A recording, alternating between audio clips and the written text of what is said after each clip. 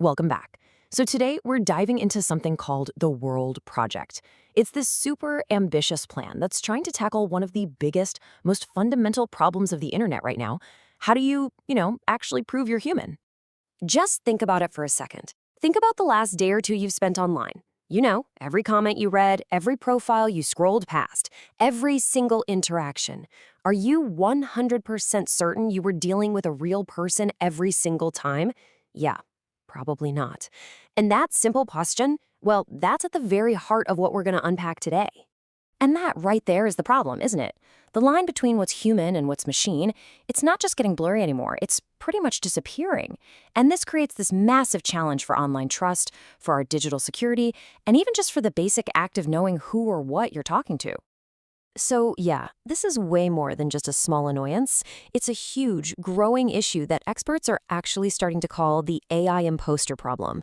And it really does affect everything, from our social lives all the way to our professional security. And get this, that question comes straight from Sam Altman, the CEO of OpenAI. I mean, when one of the main guys behind the whole AI revolution is asking, how do I know? That really tells you just how big and urgent this problem is. It's a challenge that's going to need a totally new kind of solution. So, okay, how do we solve it? Well, this brings us right to the core idea behind the World Project. They're trying to create a totally new form of digital verification called proof of human. Let's break down what that actually is. Okay, so the concept is built on this really clever bit of tech called a zero-knowledge proof. Here's a super simple way to think about it. Imagine you need to prove you have the key to open a door, right? But you can't actually show the key to anyone. That's kind of what this tech does. It lets you prove you're a real, unique person online without ever having to give up your name, your age, or any of your personal data. It's verification, but it's completely anonymous. So how does this proof of human thing actually get made? Well, it all kicks off with a special piece of hardware, and the end result is something called a World ID. Let's take a look at how it all comes together. And this is the Orb. It's a custom-built gadget that does a really quick scan of your iris. And because every single person's iris is totally unique, that scan creates a one-of-a-kind digital code. That's your World ID. Now, this code proves you're a unique person, but, and this is the crucial part, it is not tied to your real-world identity at all. But here's the thing. You don't have to use the Orb. The project actually gives you different levels of verification, so you're in control. The most basic tier, just a simple selfie with your phone. The middle level uses the NFC chip in your government ID for a quick, anonymous scan. And then, of course, the highest level of security is that iris scan from the Orb. It's a really flexible way to let people prove they're human. All right, so you've got this anonymous World ID. Cool. But what do you do with it? Where do you even use it? Well, this is where it all connects back to the apps and services we're already using every single day. And believe it or not, applications are already popping up. Think about social apps like Tinder. Verified users can get a little World ID badge on their profile, which is a super clear signal that you're actually talking to a real person, not some scam bot.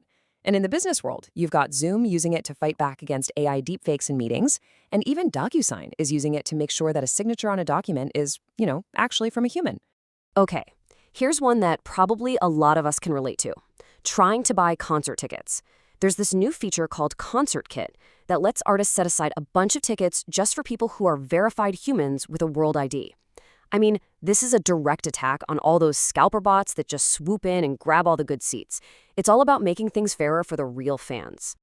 So you see, this is way bigger than just fighting bots. This is really about shaping what our digital identity is even going to look like in a future that's just packed with AI. So let's peek over the horizon at what might be coming next.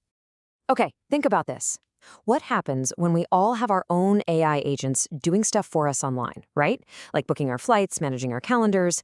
How is a website supposed to know that it can trust your AI, but not some other malicious AI? Well, that's the whole idea behind this concept of agent delegation. You could basically authorize your personal AI with your World ID, giving it a secure, verifiable key to act on your behalf. And really, that brings us to the final, most important question of all.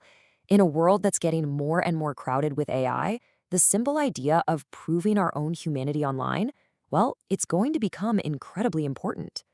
The World Project is one potential answer, for sure, but it really forces all of us to stop and think about this huge challenge for our digital future.